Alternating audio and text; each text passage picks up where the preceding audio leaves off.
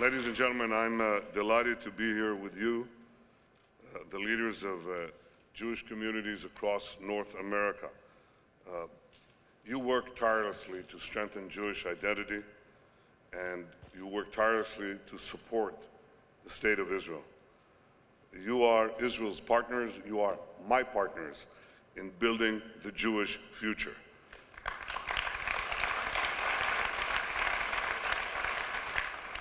Now, this past year has not been simple. Great issues were debated, passions ran high, and the stakes were even higher. But we must always remember two simple truths. The first one is that no matter what disagreements there are between Israel and the United States, Israel has no better friend than America, and America has no better friend than Israel.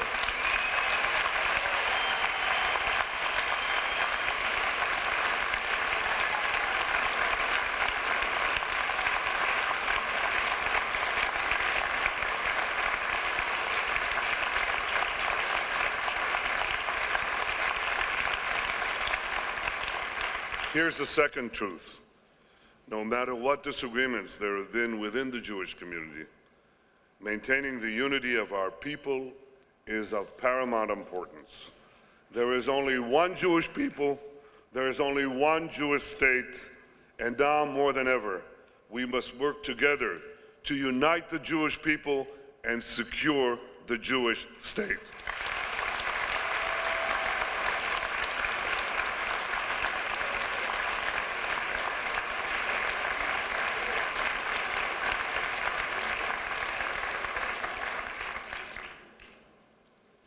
Israel is a state of amazing successes. If I were in the South, I would say amazing grace. Now I'm saying it here too. Amazing success, amazing grace. You know all about the startup nation. You know that Israel is a global epicenter of innovation, of ingenuity, a leader in water technology, in agri-tech, in medicine, in science, in cyber. I want to give you two numbers. First, on water. We had twice the rainfall in 1948, the year of Israel's founding, and 1/10 the population. So in 67 years, the water supply has gone down by half from rainfall, roughly half. And the population has grown 10 times. Our GDP per capita has grown 40 times, and with it goes water usage. So we ought to have a big water problem, but we don't. We have a water surplus. Israel leads the world by far in the recycling of wastewater and in so many other technologies related to water, and people are coming to us and they say, teach us. Or Laguim. Teach us what you've done for yourself. We can do it in Asia, in Africa, in Latin America. Every week, somebody else comes and says, teach us how to get water out of the stone. Did you read that, Michael? Okay. So here's another little factoid. Is that how you call it? Factoid? Factoid. Fact. Okay, here's another fact. In 2014, Israel was receiving 10% of the global investment in cybersecurity. That's an extraordinary number. Given that we are, it's about 100 times our size in the relative population of the world. In 2015, that number has changed. It grew from 10% to 20%. It doubled in 1 year. 1 year. So in cyber, Israel is punching 200 times above its weight. That's an extraordinary figure. And in cyber, in water, and in many, many other fields of Israeli technology, our economy continues its remarkable ascent. In 1948, Israel had roughly the same GDP per capita as our neighbors. Today, Israel's GDP per capita has surpassed the European average, and according to 3 of the 4 indices that I looked at before I came here, surpassed that of Japan.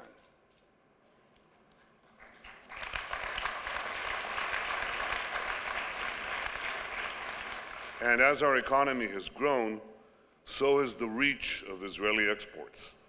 Today, Israel is dramatically increasing trade with India and China. I point that out because they're 2 small countries, and together with our small country, we encompass about 1/3 of the population of the world, which is another factoid you can file away.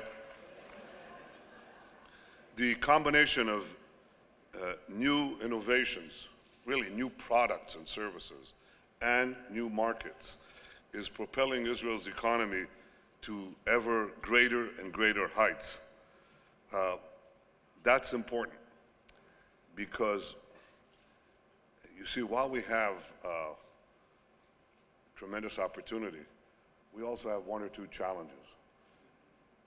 I think you've heard about them. We have to pay for defense. Defense is very, very expensive. In fact, it gets more and more expensive all the time. So the principal way by which we pay for our defenses is by growing our economy. And the other, I have to say, is the generous support that we are getting from the United States of America. And yesterday I had a wonderful discussion with President Obama how to secure that assistance for the coming decade. Thank you, America. And thank you, President Obama.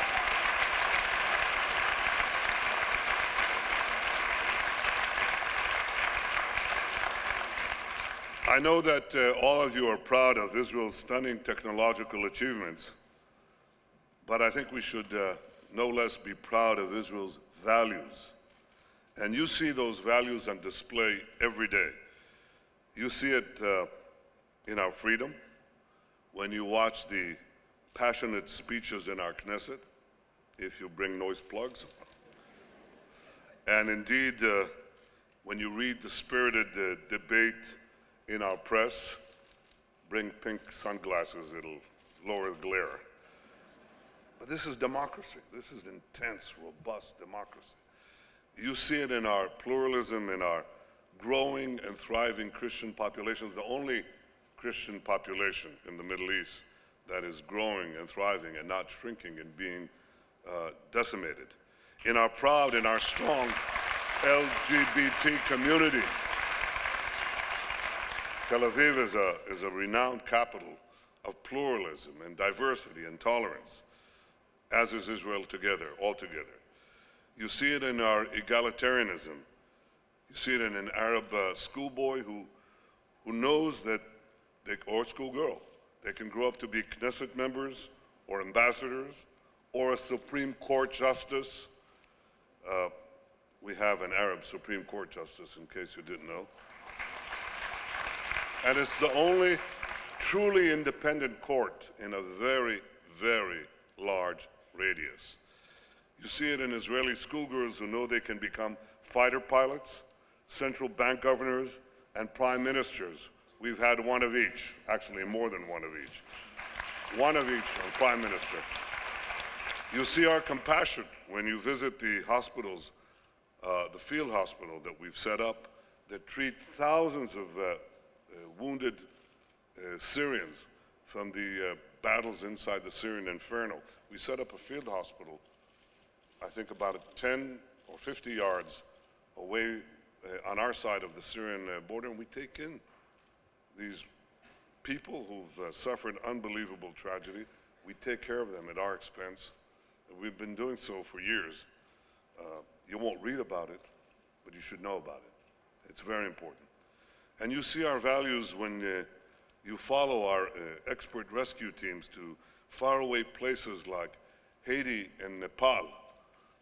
Just recently we had this horrible earthquake in Nepal, and the biggest rescue delegation was from India, that's a small country.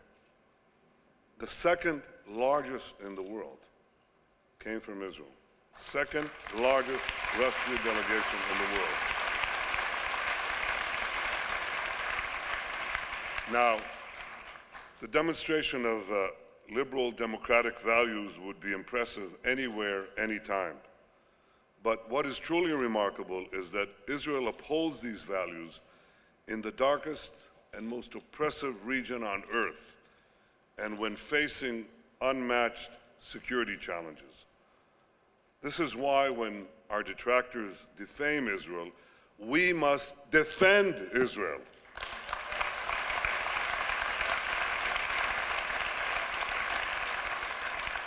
This is why when they tell us that we should be ashamed of Israel, we must tell them we are proud of Israel.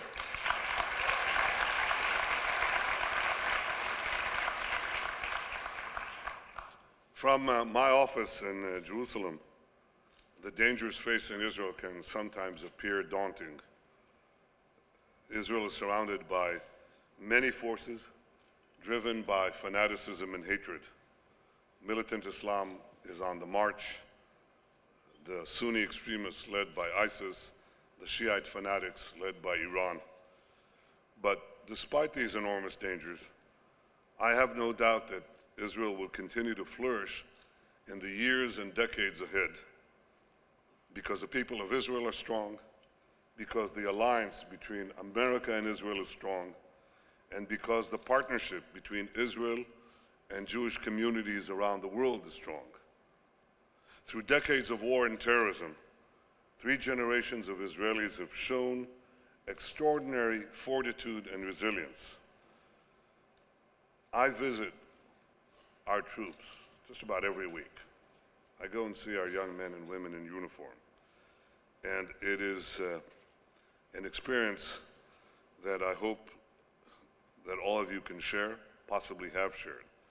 To talk with our young men and women in uniform is to be inspired by their deep faith in the justice of Israel's cause and by their fierce determination to defend our homeland.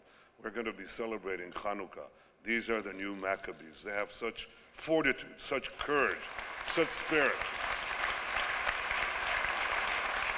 These soldiers are Israel's future. So believe me when I tell you, Israel's future is in very, very good hands.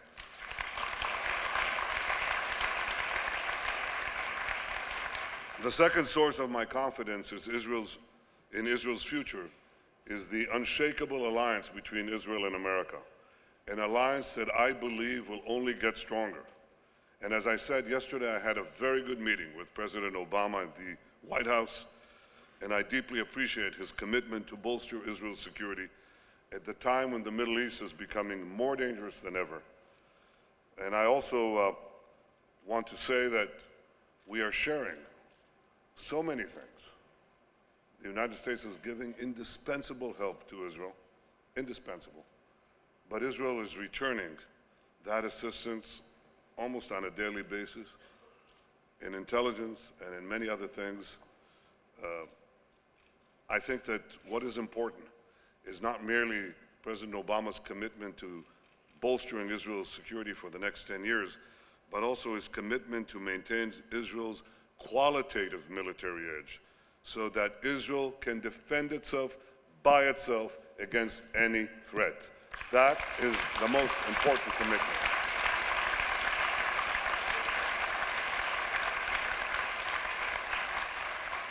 And despite our disagreement over the nuclear deal with Iran, I believe that America and Israel can and should work together now to ensure Iran complies with the deal, to curb Iran's regional aggression, and to fight Iranian terrorism around the world.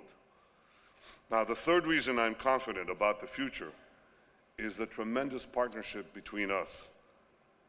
Since the founding of Israel, well, even before the founding of Israel, you have been our partners in building the Jewish future.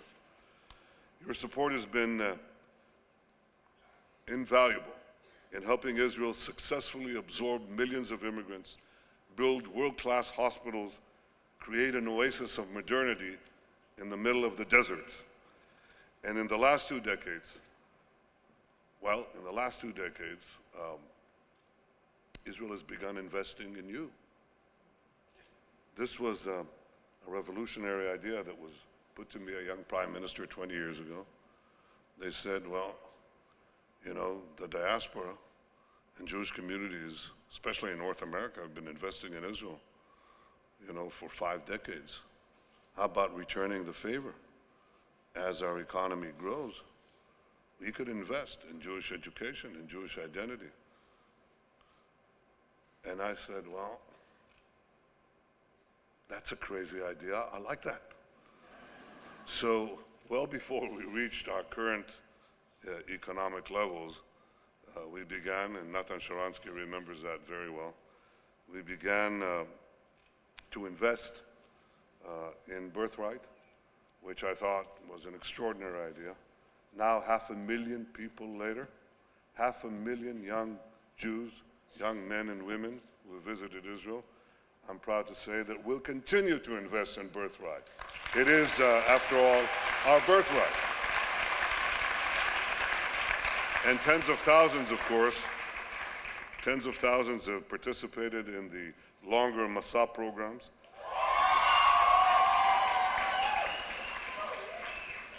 Well, keep going, don't stop. It's good. Good. And thousands have decided to make Israel their permanent home.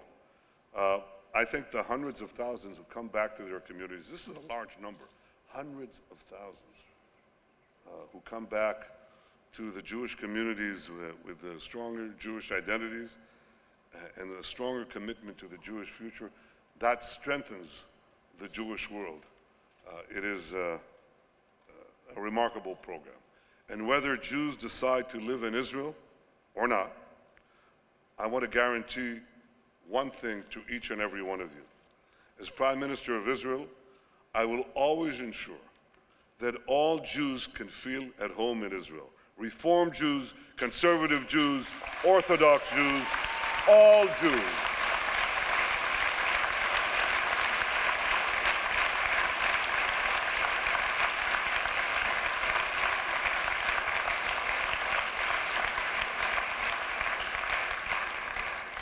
Well, as a testament to my commitment to this principle, I have established a roundtable headed by my cabinet secretary to address the concerns of the different streams of Judaism in Israel. That's significant.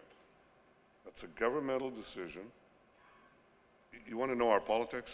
Not now.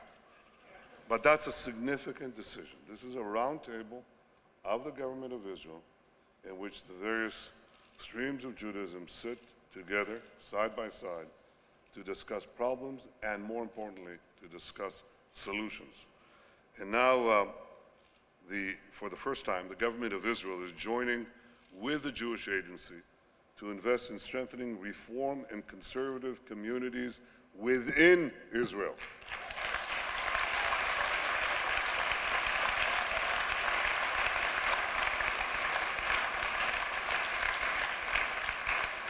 I'm also hopeful that we will soon conclude a long overdue understanding that will ensure that the Kotel is a source of unity for our people, not a point of division. And we're getting there, I have to say.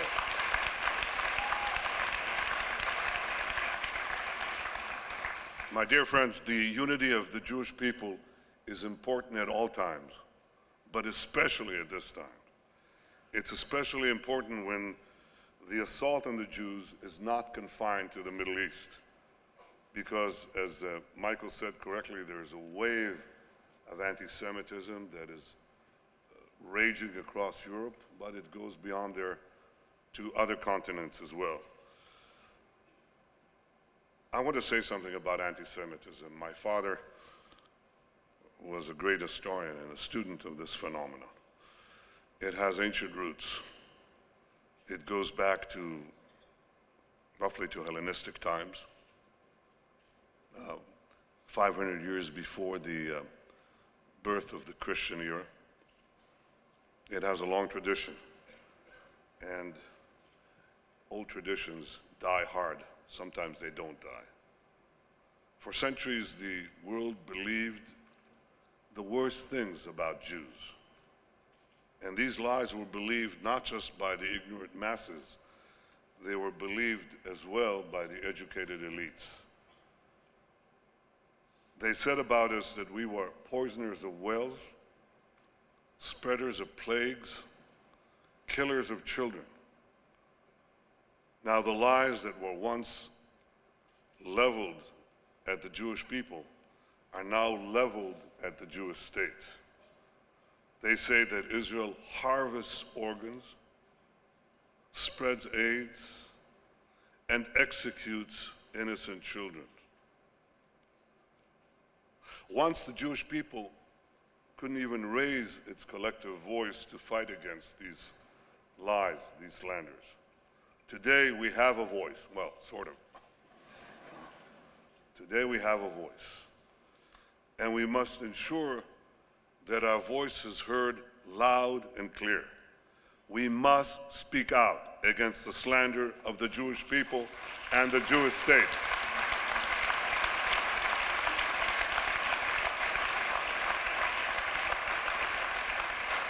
Now, whether it's the Prime Minister of Israel speaking at the United Nations or Jewish students speaking at a college campus, we can and must fight lies. And the only way you fight lies is telling the truth. We have nothing to be ashamed of. We have everything to be proud of.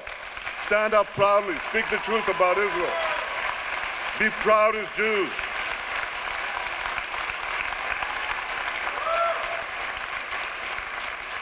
Great country, a deeply moral country. Of course, like all countries, Israel is not a perfect country.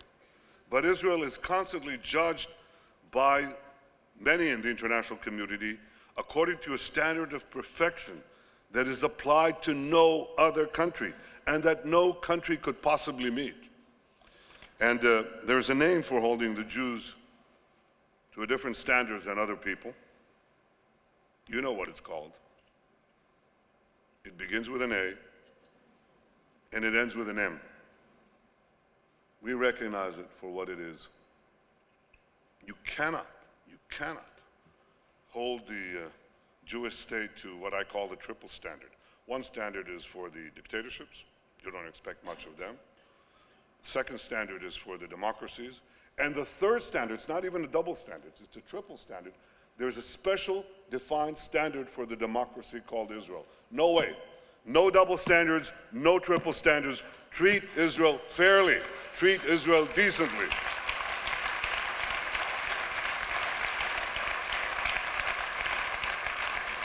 Now I have a friend whom you may know. His name is Alan Dershowitz. And he gave what I think is a very good test. He said this in the Oxford Student Union. By the way, he said that he was the only one who won an Oxford Student Union debate on Israel. No, Alan. Many years ago. But I'll tell you, he gives a great fight. So here's what our friend Alan Dershowitz, a great exponent of the truth, said. He said, name a single country in the history of the world faced with threats comparable to those faced by Israel, that has a better record of human rights, complies more rigorously with the rule of law, and does more to minimize civilian casualties. He asked that, and the answer was, there is no other country. Israel stands at the top of the list. And I think we have to speak the truth about peace as well. The truth is that the reason that we don't have peace yet with the Palestinians is not because of the settlements or a territorial dispute, the territories that were won in our defensive war of 1967. Israelis and Palestinians had a conflict for half a century, almost 50 years, before Israel captured any of those territories or built even a single one of those settlements.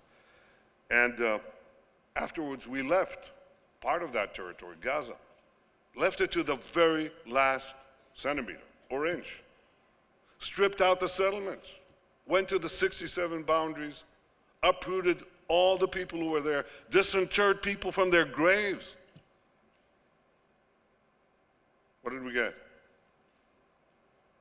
Peace? We got rockets.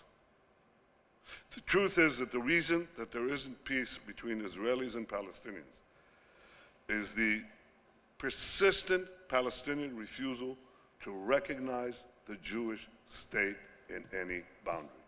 That's the truth. If you recognize the problem, you'll be able to get to its solution. And here's another simple truth. The truth is that Israel seeks peace. The truth is that I seek peace.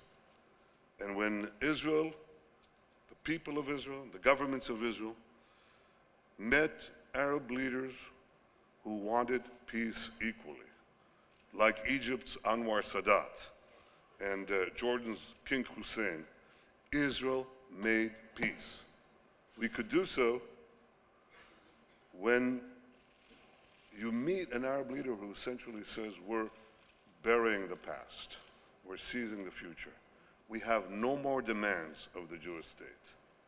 And Israel will face a Palestinian leadership that seeks peace, that is willing to bury the past, that will make no more demands on the state of Israel.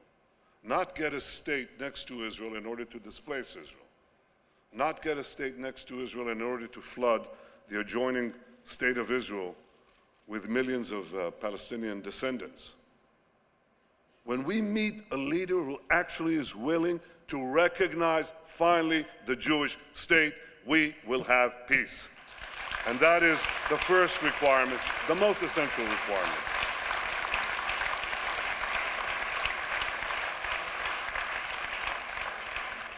I remain committed to a vision of two states for two peoples, where a demilitarized Palestinian state recognizes the Jewish state. And Israel will continue to work for peace in the hope that what is not achievable today might be achievable tomorrow. My friends, if you have any doubts about Israel's future, I suggest you think about how far Israel has already come. You know, for each of us, especially the older ones, we have a personal perspective that we can assess the future based on the road we've traveled so far. I was born a year after the founding of the state, and the change, in my perspective, has been nothing less than stunning. I remember as a child the excitement that gripped my friends and the entire country as we celebrated our first decade of independence, Chag HaSol. It was a decade in which we won our war of independence and doubled our population. And as Israel turned 20, I celebrated as a young soldier with my fellow soldiers and with the people of Israel. I had enlisted shortly after our great victory in the Six-Day War, and I was still awed that only a year earlier we had liberated and reunited our eternal capital, Jerusalem. And as Israel, I remember the feeling. I remember the feeling at the end of the Six-Day War. I'd grown up in Jerusalem, and my father's office, he was the editor-in-chief of the Hebrew Encyclopedia, and his office was right next to the wall separating Jerusalem. And I would go there because the bicycle fixers were there. So I always knew that I couldn't go that direction because I'd hit the wall and Jordanian snipers. And all of a sudden there was, at the end of the Six-Day War, there was a breach in the wall.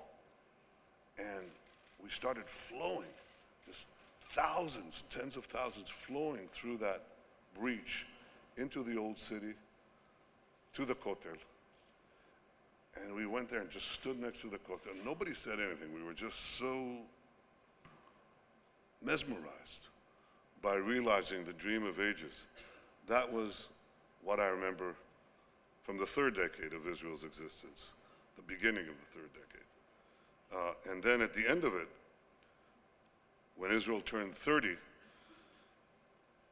we were on the verge of achieving a great historic peace with the largest Arab country, with Egypt.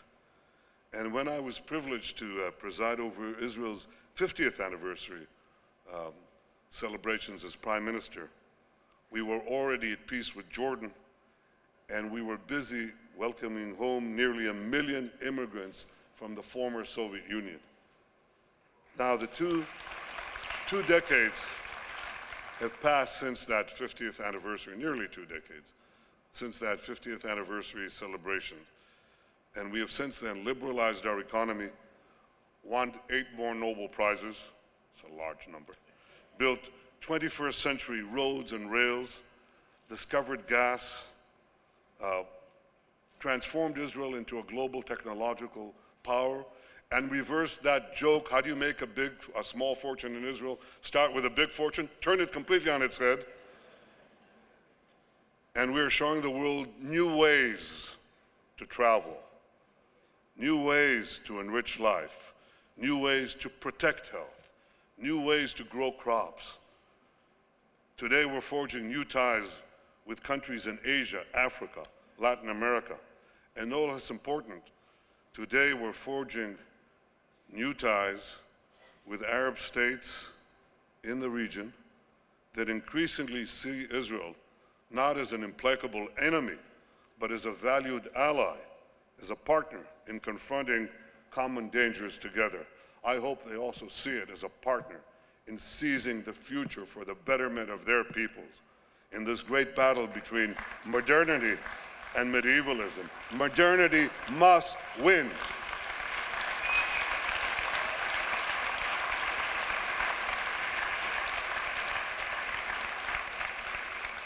So now that Israel is approaching the end of its 7th decade, we can only marvel at what we have been able to achieve against impossible odds. And I have no doubt that despite the enormous challenges we still face, Israel will continue to thrive, because I believe in the indomitable spirit of our people, because I believe in our unshakable bond with the United States, and because I believe in you, in the unbreakable bond that unites Jews everywhere with the Jewish people. It's a bond of faith. It's a bond of hope, not the shallow hope of wishful thinking, but the deep wellspring of confidence that comes from a people who forded history's most turbulent rivers and emerged triumphant on the other side in the promised land. That's what I believe in. Thank you all for your indispensable part in our common journey, and thank you all for your unceasing efforts to secure our common future. Thank you all. Thank you very much. Toda rabah.